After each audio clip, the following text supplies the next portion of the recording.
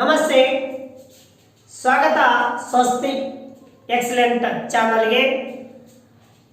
ಕಳೆದ ತರಗತಿಯಲ್ಲಿ ನಾವು ಆಕ್ಟಿವ್ ವಾಯ್ಸ್ ನ ಪ್ಯಾಸಿವ್ ವಾಯ್ಸ್ ಮಾಡುವಂತಕ್ಕಂತಹ ನಿಯಮಗಳು ಮತ್ತು ಹಂತಗಳ ಬಗ್ಗೆ ನಾವು ಕ್ಲಾಸ್ ಅನ್ನು ಮಾಡಿದ್ವಿ. ಈ ಒಂದು ತರಗತಿಯಲ್ಲಿ ಪ್ರತಿಯೊಂದು ಟೆನ್ಸ್ಗಳ ಅವುಗಳ ವಾಕ್ಯ ಹೇಗಿರ್ತವೆ ಮತ್ತೆ ಯಾವ ರೀತಿಯಾಗಿ ಅವುಗಳನ್ನ ಪ್ಯಾಸಿವ್ ವಾಯ್ಸ್ ಗೆ ಪರಿವರ್ತಿಸಬೇಕು ಅನ್ನುವಂತಕ್ಕಂಥದ್ದನ್ನ ಇವತ್ತು ನಾವು ತಿಳಿಸ್ಕೊಡ್ತಾ ಇದೀವಿ.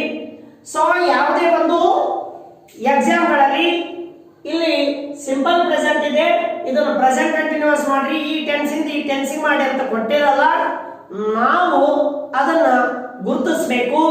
ಇಲ್ಲಿ ನಾನು ನಿಮಗೆ ಅತಿ ಸುಲಭವಾಗಿ ಅವುಗಳನ್ನು ಐಡೆಂಟಿಫೈ ಮಾಡಲು ಇಲ್ಲಿ ಇದು ಸಿಂಪಲ್ ಪ್ರೆಸೆಂಟ್ ಇಂದ ಪ್ರೆಸೆಂಟ್ ಕಂಟಿನ್ಯೂಸ್ ಗೆ ಪರಿವರ್ತಿಸಬೇಕನ್ನುವಂತಕ್ಕಂಥದ್ದನ್ನ ನಾನು ಪ್ರತಿಯೊಂದು ಟೆನ್ಸ್ ಅನ್ನ ಇದೇ ರೀತಿಯಾಗಿ ತಿಳಿಸ್ತಾ ಹೋಗ್ತೀನಿ. ಆದ್ರೆ ಅದು ಐಡೆಂಟಿಫೈ ಮಾಡ್ಬೇಕಾದ್ರೆ ನಿಮಗೆ ಮೂಲತಃ ಏನ್ ಗೊತ್ತಿರಬೇಕು, ಅಲ್ಲಿ ಟೆನ್ಸ್ ಗಳ ಮಹತ್ವ ಬಹಳ ಅಗತ್ಯ ಇದೆ.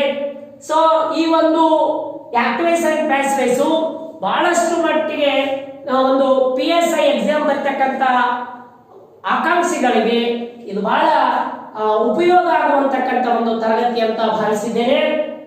ಸೊ ಹಾಗಾಗಿ ಇವುಗಳನ್ನ ಯಾವ ರೀತಿಯಾಗಿ ನಾವು ಪರಿವರ್ತಿಸ್ತೇವೆ ಅನ್ನುವಂತಕ್ಕಂಥದ್ದನ್ನ ನಾನು ಈಗಾಗಲೇ ನಿಯಮಗಳನ್ನು ಕೊಟ್ಟಿದ್ದೇನೆ ಮತ್ತು ಆ ಒಂದು ಹಂತಗಳನ್ನು ಕೊಟ್ಟಿದ್ದೇನೆ. ಅವುಗಳನ್ನು ನೀವು ನೋಡಿದಾಗ ಇವುಗಳನ್ನು ಮಾಡೋದಕ್ಕೆ ಅನುಕೂಲ ಆಗ್ತದ. ಸೊ ಯಾರಾದರೂ ಈ ಒಂದು ವಿಡಿಯೋನ ಪ್ರಥಮ ಬಾರಿ ವೀಕ್ಷಣೆ ಮಾಡ್ತಾ ಇದ್ರೆ ದಯವಿಟ್ಟು ಈ ಒಂದು ಚಾನೆಲ್ ಅನ್ನ ಸಬ್ಸ್ಕ್ರೈಬ್ ಮಾಡಿ, ಕಾಮೆಂಟ್ ಮಾಡಿ ಹಾಗೂ ಇತರರಿಗೂ ಶೇರ್ ಮಾಡಿ ಅಂತ ಹೇಳ್ತಾ, ಸೊ ಯಾವುದೇ ರೀತಿಯಾಗಿರ್ತಕ್ಕಂಥ ಸಿಂಪಲ್ ಪ್ರೆಸೆಂಟ್ ಇಂದ ಪ್ರೆಸೆಂಟ್ ಕಂಟಿನ್ಯೂಸ್ ಗೆ ಆಗುತ್ತೆ ಅನ್ನುವಂತಕ್ಕಂಥದ್ದ ಹೇಳಲ್ಲ, ಬಟ್ ಇಲ್ಲಿ ನಾವು ಅದನ್ನ ಮಾಡೋದಕ್ಕೆ ಈಸಿ ಆಗಲಿ ಅಂತ ಇದನ್ನು ಬಳಸಿದ್ದೇನೆ. ಸೊ ಇಲ್ಲಿ ಕೊಟ್ಟಿರ್ತಕ್ಕಂಥ ವಾಕ್ಯವನ್ನ ನಾವು ಗಮನಿಸಿದಾಗ ಇದು ಈ ಟೆನ್ಸ್ ಅಲ್ಲಿ ಇದೆ ಅಂತ ಗೊತ್ತಾಗಬೇಕು ನಮಗೆ. ಅದು ಹೇಗೆ ಗೊತ್ತಾಗಂದ್ರೆ ನೋಡಿ, ಸಿಂಪಲ್ ಪ್ರೆಸೆಂಟ್ ಅಂದ್ರೆ ಏನು, ನೋ ಹೆಲ್ಪಿಂಗ್ ವರ್ಬ್, ಯಾವುದೇ ರೀತಿಯಾಗಿರ್ತಕ್ಕಂಥ ಹೆಲ್ಪಿಂಗ್ ವರ್ಬ್ ಇರಲ್ಲ ಇಲ್ಲಿ. ನಂತರ ಮೇನ್ ವರ್ಬ್ ಏನಾಗಿರುತ್ತೆ, VP1 ಒಳಗಿರ್ತದ. ಸೊ ವರ್ಬ್ ಫಾರ್ಮ್ಗಳು ನಿಮ್ಗೆ ಏನಾಗಿರ್ಬೇಕು ಗೊತ್ತಿರ್ಬೇಕು. V1 form, V2 form, V3 form ಇವುಗಳು ಗೊತ್ತಿದ್ದಾಗ ನಿಮಗೆ ಮಾಡೋದಕ್ಕೆ ಅತಿ ಸುಲಭ ಆಗ್ತದ. ಯಾಕಂದ್ರೆ ಪ್ಯಾಸಿವ್ ಫಾರ್ಮ್ ಒಳಗ V3 ಫಾರ್ಮ್ ಅನ್ನು ಬರೆಯುವ ಕಾರಣಕ್ಕೋಸ್ಕರ ನಿಮಗೆ ಆ ವರ್ಬ್ ಫಾರ್ಮ್ಗಳು ಗೊತ್ತಿರಬೇಕು. ಸೊ ನಾವು ಮೊದಲೇ ಹೇಳಿದ ಹಾಗೆ ಇಲ್ಲಿ ಆಕ್ಟಿವ್ ವಾಯ್ಸ್ ಇಂದ ಪ್ಯಾಸಿವ್ ವಾಯ್ಸ್ ಮಾಡಬೇಕಾದ್ರೆ ಮೊದಲು ಇವುಗಳು ಎಲ್ಲೆಲ್ಲಿ ಯಾವ್ಯಾವ ಒಂದು ಶಬ್ದಗಳಿದಾವೆ ನೋಡ್ಕೊಳ್ಬೇಕು. ಸೊ ಈ ಪ್ರಾರಂಭದ ಒಂದು ಶಬ್ದವು ಸಬ್ಜೆಕ್ಟ್ ಆಗಿರ್ತದ, ಹೆಲ್ಪಿಂಗ್ ವರ್ಬ್ ಇಲ್ಲ ಅಂತ ಅಂದ್ರೆ ಅದು simple present or simple past ಆಗಿರ್ತದ. ಆ ನಂತರ ವರ್ಬ್ ನೋಡ್ಕೋಬೇಕು. ವರ್ಬ್ V1 ಒಳಗಿತ್ತಂದ್ರೆ simple present, verb V2 form ಒಳಗಿತ್ತಂದ್ರೆ ಸಿಂಪಲ್ ಪಾಸ್ಟ್ ಆಗ್ತದ. ಇವುಗಳು ಟೆನ್ಸ್ ನೀವು ಗೊತ್ತಿದ್ದಾಗ ಮಾತ್ರ ಇವುಗಳನ್ನ ಐಡೆಂಟಿಫೈ ಮಾಡೋದಕ್ಕೆ ಸಾಧ್ಯ ಆಗ್ತದ. ಆನಂತರ ವರ್ಬ್ ಆದ್ಮೇಲೆ ಆಬ್ಜೆಕ್ಟ್ ಇರ್ತದ, ಆಬ್ಜೆಕ್ಟ್ ಆದ್ಮೇಲೆ ಆಬ್ಜೆಕ್ಟ್ ಕಾಂಪ್ಲಿಮೆಂಟ್. ಈ ರೀತಿಯಾಗಿ ಗುರುತಿಸಿಕೊಂಡಾಗ ನಾವು ಪ್ಯಾಸಿವ್ ವಾಯ್ಸ್ ಮಾಡುವಂತ ಸಂದರ್ಭದೊಳಗೆ ಬಹಳ ಈಸಿ ಆಗ್ತದ. ಸೊ ಈಗ ಈ ಆಕ್ಟಿವ್ ವಾಯ್ಸ್ ಇಂದ ಪ್ಯಾಸಿವ್ ವಾಯ್ಸ್ ಮಾಡಬೇಕಾದ್ರೆ ಒಂದು ನಿಯಮ ಇದೆ, ಏನಂತಂದ್ರೆ ಆ ರೂಲ್ಸ್ ಪ್ರಕಾರ ನಾವು ಹೋದ್ರೆ ಬಹಳ ಈಸಿ ಆಗ್ತದೆ. ಪ್ಯಾಸಿವ್ ವಾಯ್ಸ್ ಫಾರ್ಮ್ ಮಾಡಬೇಕಾದ್ರೆ ಮೊದಲಿಗೆ ಆಬ್ಜೆಕ್ಟ್ ಅನ್ನ ಬರೆದುಕೊಳ್ಬೇಕು. ನಾನು ಕಳೆದ ತರಗತಿಯಲ್ಲಿ ಹೇಳಿದ್ದೀನಿ, ಈಗ ಇಲ್ಲಿ ವಾಕ್ಯ ಮಾಡೋದಕ್ಕೆ ಅನುಕೂಲ ಆಗಲಿ ಅಂತ ಮತ್ತೊಮ್ಮೆ ಬರಿತಾ ಇದ್ದೀನಿ. ಆಬ್ಜೆಕ್ಟ್ ಅನ್ನ ತೆಗೆದುಕೊಳ್ಬೇಕು.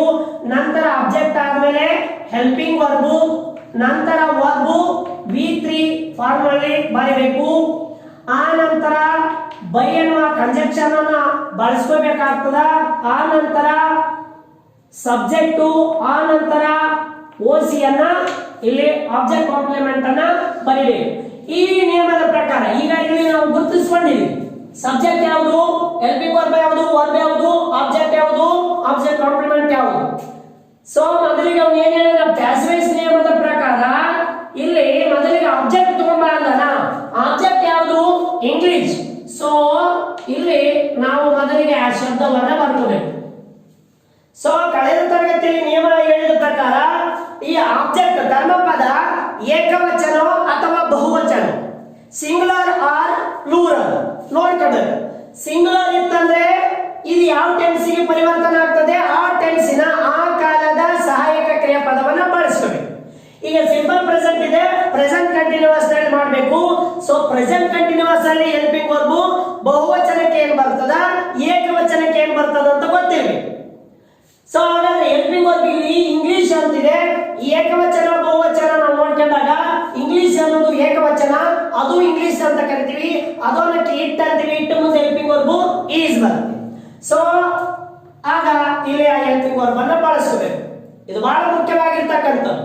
ಹೆಲ್ಪಿಂಗ್ ವರ್ಬ್ಗಳನ್ನು ಬಳಸಿಕೊಳ್ಳುವಂತಕ್ಕಂಥದ್ದು, ಸಹಾಯಕ ಕ್ರಿಯಾಪದಗಳನ್ನು ಬಳಸಿಕೊಳ್ಳುವಂತಕ್ಕಂಥದ್ದು. ಆ ನಂತರ ಹೆಲ್ಪಿಂಗ್ ವರ್ಬ್ ಆದ ನಂತರ ಮೇನ್ ವರ್ಬ್ ಅನ್ನ ತೆಗೆದುಕೊಂಡು ಬರಿ ಅಂತ. ಮೇನ್ ವರ್ಬ್ ಏನಿದೆ, ಲರ್ನ್ ಇದೆ, ಇದರ V3 ಫಾರ್ಮ್ ಏನಾಗುತ್ತೆ ಅನ್ನುವಂತಕ್ಕಂಥದ್ದು ಗೊತ್ತಿರಬೇಕು. ಸೊ ಇದರ V3 ಫಾರ್ಮ್ ಲರ್ನ್ ಆಗಿ ಪರಿವರ್ತನೆ ಆಗ್ತದೆ. ಆ ನಂತರ ಈ ಬೈ ಅನ್ನುವಂತಕ್ಕಂಥದ್ದನ್ನ ನಾವು ಇಲ್ಲಿ ತಗೊಂಡು ಬರಬೇಕು, ಬೈ. ಆ ನಂತರ ಏನ್ ಹೇಳಿದಾನೆ, ಸಬ್ಜೆಕ್ಟ್. ಇದು ಬಹಳ ಮುಖ್ಯ, ಯಾಕಂದ್ರೆ ಸಬ್ಜೆಕ್ಟ್ ಈಗಾಗಲೇ ಹೇಳಿದ್ದೀನಿ ನಾನು, ಆಕ್ಟಿವೈಸ್ ಇಂದ ಪ್ಯಾಸಿವೈಸ್ ಗೆ ಪ್ರೊನೌನ್ಗಳು ಹೇಗೆ ಬದಲಾವಣೆ ಆಗ್ತವೆ ಅನ್ನುವಂತಕ್ಕಂಥದ್ದು, ಚೇಂಜ್ ಇನ್ ಟು ಪ್ರೊನೌನ್ಸ್. ಆ ಒಂದು ಕಳೆದ ತರಗತಿಯಲ್ಲಿ ನೀವು ಗಮನಿಸಿದಾಗ ಇವುಗಳ ಬಗ್ಗೆ ಮಾಹಿತಿ ಇದ್ದಾಗ ಇಲ್ಲಿ ಬರೆಯಲಿಕ್ಕೆ ಸಾಧ್ಯ. ಇಲ್ಲಿ ವಿ ಇದೆ, ಇಲ್ಲಿ ಏನಾಗುತ್ತೆ, ವಿ ಇದು ಅಸ್ ಆಗಿ ಪರಿವರ್ತನೆ ಆಗುತ್ತೆ. ಸೊ ಯಾವಾಗ ಸಬ್ಜೆಕ್ಟ್ ಅನ್ನು ಬಳಸ್ಕೊಂಡ್ವಿ, ಕೊನೆಯಲ್ಲಿ ಆಬ್ಜೆಕ್ಟ್ ಕಾಂಪ್ಲಿಮೆಂಟ್ ಅಲ್ಲಿ ಹೇಳ್ಬೇಕು. ಇಲ್ಲಿ ಏನಿದೆ, ಇನ್ ಕ್ಲಾಸ್ ಇದೆ, ಇನ್ ಕ್ಲಾಸ್ಗೆ class.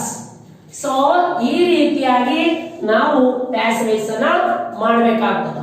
So we learn English in class ಅಂತಿದೆ, English is learned by us in class. ನಾವು ತರಗತಿಯಲ್ಲಿ ಇಂಗ್ಲಿಷ್ ಕಲಿಯುತ್ತೇವೆ ಅಂತ ಇದ್ದಿದ್ದು, ಇಂಗ್ಲಿಷು ತರಗತಿಯಲ್ಲಿ ನಮ್ಮಿಂದ ಕಲಿಯಲ್ಪಟ್ಟಿತು. ಸೊ ಇದು ನಮಗೆ ಈ PSI ಎಕ್ಸಾಮ್ ಬರೆಯುವಂತ ಅಥವಾ ಟ್ರಾನ್ಸ್ಲೇಟ್ ಏನು ಮಾಡುವಂತಕ್ಕಂತ ಕ್ವಶನ್ಗಳು ಏನಿರ್ತಾವಲ್ಲ, ಅಲ್ಲಿ ಬಹಳ ಮುಖ್ಯವಾಗಿರ್ತಕ್ಕಂಥ ಒಂದು ಅಂಶ ಈ ಆಕ್ಟಿವೈಸ್ ಮತ್ತು ಪ್ಯಾಸಿವೈಸ್.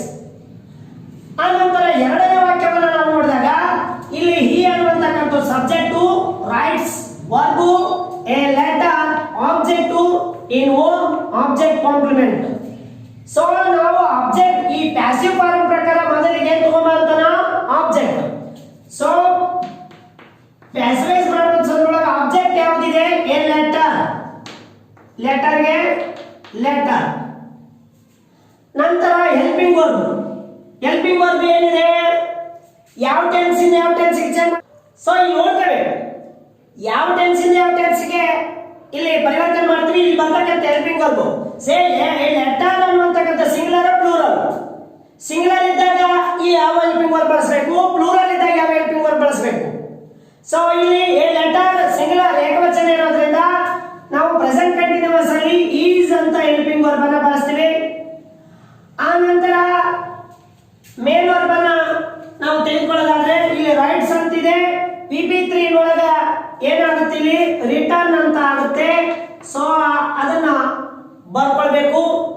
ನಂತರ ಬೈ ಅನ್ನುವಂತಕ್ಕಂಥ ಒಂದು ಕಂಜಂಕ್ಷನ್ ಅನ್ನ ಬಳಸ್ಕೊಂಡು ನಂತರ ಸಬ್ಜೆಕ್ಟ್ ಏನಿದೆ, ಸಬ್ಜೆಕ್ಟ್ ಇಲ್ಲಿ ನೋಡ್ರಿ ಪ್ರೊನೌನ್ ಕಟ್ಟಿದ್ದಾನೆ, ನಾನು ಆಗಲೇ ಹೇಳಿದ್ದೀನಿ ಚೇಂಜ್ ಇನ್ ಟು ಪ್ರೊನೌನ್. ಯಾವ ರೀತಿಯಾಗಿ ಹಿ ಇದ್ದಿದ್ದು ಏನಾಗುತ್ತೆ ಇಲ್ಲಿ ಬಂದಾಗ ಅಂದ ಹಿ ಇದ್ದಿದ್ದು ಹಿಮ್ ಆಗುತ್ತೆ. ನಂತರ ಆ ಓಸಿಯನ್ನ ಆಬ್ಜೆಕ್ಟ್ ಕಾಂಪ್ಲಿಮೆಂಟ್ ಅನ್ನ ತಗೊಂಡಿದ್ದಾನೆ, ಆಬ್ಜೆಕ್ಟ್ ಕಾಂಪ್ಲಿಮೆಂಟ್ ಇಲ್ಲಿ ಏನಿದೆ ಅದನ್ನೇ ಬರ್ಕೊಳ್ಬೇಕು, ಇನ್ ಹೋಮ್. ಸೊ ಈ ರೀತಿಯಾಗಿ ನಾವು ಟೆನ್ಸ್ ಅನ್ನ ಪ್ರತಿಯೊಂದು ಟೆನ್ಸ್ ಅನ್ನು ನೋಡಿದ್ರೆ ಮತ್ತು ವಾಕ್ಯವನ್ನ ನೋಡುವುದಾದ್ರೆ ಇಲ್ಲಿ ನಮಗೆ ಗೊತ್ತಾಗ್ತಾ ಹೋಗ್ತದೆ. ಈ writes a letter in home, ಅವನು ಮನೆಯಲ್ಲಿ ಒಂದು ಪತ್ರವನ್ನ ಬರೆಯುತ್ತಾನೆ ಅಂತಿದೆ. A letter is written by him in home, ಒಂದು ಪತ್ರ ಮನೆಯಲ್ಲಿ ಅವನಿಂದ ಬರೆಯಲ್ಪಟ್ಟಿತ್ತು ಅನ್ನುವಂತಕ್ಕಂಥ ಒಂದು ವಾಕ್ಯದ ಅರ್ಥ ಇಲ್ಲಿ ನಮಗೆ ಸಿಗ್ತಾ ಹೋಗ್ತದೆ. ಸೊ ಅದೇ ರೀತಿಯಲ್ಲಿ ಇನ್ನೊಂದು ವಾಕ್ಯವನ್ನು ನೋಡೋದಾದ್ರೆ ಇಲ್ಲಿ ಮೊದಲಿಗೆ ನಮ್ಗೆ ಗೊತ್ತಾಗಬೇಕು, ನಾನು ಇಲ್ಲಿ ಯು ಸಬ್ಜೆಕ್ಟು, ಈ ನೋಟಿಸ್ ವರ್ಬು, ಮೀ ಅನ್ನುವಂತಕ್ಕಂಥ ಆಬ್ಜೆಕ್ಟು ಮತ್ತು ಇನ್ ಪಾರ್ಕ್ ಅನ್ನುವಂತಕ್ಕಂಥದ್ದು ಆಬ್ಜೆಕ್ಟ್ ಕಾಂಪ್ಲಿಮೆಂಟ್ ಅಂತ ಈ ರೀತಿ ಹಾಕೊಳ್ಳೋದನ್ನ ನೀವು ಕ್ವಶನ್ ಪೇಪರ್ಗಳಲ್ಲಿ ಹಾಕಬಾರ್ದು. ನಿಮಗೆ ಗೊತ್ತಾಗ್ಲಿ ಅದು ಗೊತ್ತಾಗ್ಲಿ, ಪ್ರಾಕ್ಟೀಸ್ ಆಗ್ಲಿ, ಇದು ಹಿಂಗೆ ಶಬ್ದ ಅಂತ ಗೊತ್ತಾಗ್ಲಿ ಅನ್ನೋ ಕಾರಣಕ್ಕೋಸ್ಕರ ಇದನ್ನ ಹಾಕ್ತಾ ಇದ್ದೀನಿ. ಯಾವುದೇ ರೀತಿ ಒಂದು ಇದರಿಂದ ನೀವು ಕ್ವಶನ್ ಪೇಪರ್ಗಳಲ್ಲಿ ಈ ರೀತಿಯಾಗಿ ನೋಡಿದ ತಕ್ಷಣನೇ ಗೊತ್ತಾಗ್ಬಿಡ್ಬೇಕು ಇದೇನು ಅಂತಕ್ಕಂಥದ್ದು. ನಾನು ನಿಮಗೆ ಸುಲಭ ಆಗಲಿ ಅನ್ನೋ ಕಾರಣಕ್ಕೋಸ್ಕರ ಇದನ್ನ ತಿಳಿಸ್ತಾ ಇದ್ದೀನಿ. ಸೊ ಈಗ ಇದನ್ನ ಪ್ಯಾಸಿವ್ ಫಾರ್ಮ್ ಮಾಡ್ಬೇಕಾದ್ರೆ ಮೊದಲಿಗೆ ಆಬ್ಜೆಕ್ಟ್ ತಗೊಂಡನ. ಆಬ್ಜೆಕ್ಟ್ ಈ ವಾಕ್ಯದೊಳಗ ಯಾವುದು? ಐ. ನಾನು ಅವಾಗಲೇ ಚೇಂಜ್ ಇಟ್ ಟು ಪ್ರೊನೌನ್ಸ್ ಮಾಡುವ ಸಂದರ್ಭದೊಳಗೆ ಹೇಳಿದ್ದೀನಿ. ಒಂದು ವೇಳೆ ಆಬ್ಜೆಕ್ಟಿವ್ ಪ್ಯಾಸಿವ್ ಆಬ್ಜೆಕ್ಟಿವ್ ಫಾರ್ಮ್ ಒಳಗ ಅಲ್ಲಿ ಏನಾದ್ರು ಹೌದಾ ಮೀ ಅಂತಿತ್ತಂದ್ರೆ ಅದನ್ನ ಈ ಕಡೆ ತರಬೇಕಾದ್ರೆ ಮೀ ಅಂತ ಬರ್ಕೋಬಾರ್ದು. ಇಲ್ಲಿ ನಾವು ಪ್ಯಾಸಿವ್ ಮಾಡ್ಬೇಕಾದ್ರೆ ಐ ಅಂತಾನೆ ಬರ್ಕೋಬೇಕು. ಇದು ಬಹಳ ಗಮನಿಸಿರ್ಬೇಕು. ಇವುಗಳು ಕೂಡ ಅಲ್ಲಿ ಬಹಳ ಉಪಯೋಗ ಆಗ್ತವ. ಸೊ ಈಗ ನಮಗೆ ಯಾವ ಟೆನ್ಸ್ ಅಂತ ಗೊತ್ತಾಗಿದೆ, ಸಿಂಪಲ್ ಪ್ರೆಸೆಂಟ್ ಅಂತ ಗೊತ್ತಾಗಿದೆ. ಸಿಂಪಲ್ ಪ್ರೆಸೆಂಟ್ ಇಂದ ಪ್ರೆಸೆಂಟ್ ಕಂಟಿನ್ಯೂಸ್ ಮಾಡ್ತಾ ಇದ್ವಿ. ಸೊ ಐ ಮುಂದೆ ಹೆಲ್ಪಿಂಗ್ ವರ್ಬ್, ನಂತರ ಹೆಲ್ಪಿಂಗ್ ವರ್ಬ್ ಕೇಳಿದ್ರೆ ಐ ಮುಂದೆ ಹೆಲ್ಪಿಂಗ್ ವರ್ಬ್ ಆಮ್, ಅನಂತರ ವರ್ಬ್ V3. ನೋಟಿಸ್ ಇದ್ದಿದ್ದು ಏನಾಗುತ್ತೆ V3 form notice. Next by ಅನ್ನತಕ್ಕಂತ ಕಂಜಂಕ್ಷನ್. ಅನಂತರ ಸಬ್ಜೆಕ್ಟ್. ಸಬ್ಜೆಕ್ಟ್ ಏನಿದೆ ನೋಡಿ ಇಲ್ಲಿ, ಇವು ಬದಲಾವಣೆ ಆಗಲ್ಲ. ರೂಲ್ಸ್ ಗಳನ್ನ ನೋಡ್ರಿ, ರೂಲ್ಸ್ ಗಳು ಬಹಳ ಕೆಲಸ ಮಾಡ್ತವೆ, ನಮಗೆ ಇಲ್ಲಿ ಸಹಾಯ ಆಗ್ತವೆ. ಸೊ ಇವು ಚೇಂಜ್ ಆಗಲ್ಲ. ನಂತರ ಆಬ್ಜೆಕ್ಟ್ ಕಾಂಪ್ಲಿಮೆಂಟ್ ಏನಿದೆ ಅದನ್ನ ಹಾಗೆ ಬರ್ಕೊಳ್ಬೇಕು. ಇನ್ ಪಾರ್ಕ್ಗೆ park. So you notice me in park. ನೀನು ಪಾರ್ಕಿನಲ್ಲಿ ಅಂದ್ರೆ ತೋಟದಲ್ಲಿ ಅಥವಾ ಉದ್ಯಾನವನದಲ್ಲಿ ನನ್ನ ಗಮನಿಸಿದೆ, ಹೌದಾ, ಗಮನಿಸುತ್ತೀಯಾ ಅಂತ. ಸೊ ಇಲ್ಲಿ ನನ್ನ ಪಾರ್ಕಿನಲ್ಲಿ ನೀನು, ಹೌದಾ, ನನ್ನ ಪಾರ್ಕಿನಲ್ಲಿ ನಿನ್ನಿಂದ ಗಮನಿಸಲ್ಪಟ್ಟಿತ್ತು. ಈ ರೀತಿಯಾಗಿ ವಾಕ್ಯ ಅದು ಅರ್ಥ ಮಾಡ್ಕೊಳ್ಳೋಕೆ ಹೋದ್ರೆ ಉಲ್ಟಾ ಮಾಡುತ್ತೆ ನಮಗೆ. ಸೊ ಆ ಕಾರಣದಿಂದ ಇಲ್ಲಿ ಮಾಡುವಂತಕ್ಕಂಥ ವಿಧಾನ ಬಹಳ ಮುಖ್ಯ ಆಗ್ತದ. ಸೊ ಅವುಗಳನ್ನ ನಾವಿಲ್ಲಿ ಗಮನಿಸಬೇಕಾಗ್ತದೆ. ಸೊ ತದನಂತರ ಇನ್ನೊಂದು ವಾಕ್ಯವನ್ನ ನಾವು ಕೊನೆಯದಾಗಿ ನೋಡುವುದಾದ್ರೆ ಇಲ್ಲಿ ದೇ ಅನ್ನುವಂತಕ್ಕಂಥದ್ದು subject, read verb, books object, ನಂತರ ಆಬ್ಜೆಕ್ಟ್ ಕಾಂಪ್ಲಿಮೆಂಟ್. ಈ ವಾಕ್ಯವನ್ನ ನಾವು ಆ ಪ್ಯಾಸಿವ್ ಫಾರ್ಮ್ ಪ್ರಕಾರ ನಾವು ಮಾಡುವುದಾದ್ರೆ ಮೊದಲಿಗೆ ಆಬ್ಜೆಕ್ಟ್ ಯಾವುದು? ಬುಕ್ಸ್ ಅಂತಿದೆ. So books. ಅನಂತರ ಹೆಲ್ಪಿಂಗ್ ವರ್ಬ್. ಈಗ ಗೊತ್ತಾಗಿದೆ ನಾವು ಯಾವ ಟೆನ್ಸ್ ಅಲ್ಲಿ ಮಾಡ್ತಾ ಇದ್ವಿ ಅಂತ. Simple present change into present continuous. ಈಗ ಬುಕ್ಸ್ ಅನ್ನೋದು ಸಿಂಗುಲರ್ ಪ್ಲೂರಲ್ ನೋಡ್ಕೋಬೇಕು, ಏಕವಚನ ಬಹುವಚನ.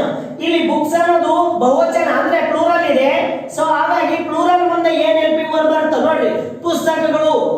ಅವರು ಪುಸ್ತಕಗಳು ಅಲ್ಲ, ಅವುಗಳು ಪುಸ್ತಕಗಳು. ಅವುಗಳು ಅನ್ನೋದಕ್ಕೆ ದೇ ಅಂತ ಬಳಸ್ತೀವಿ.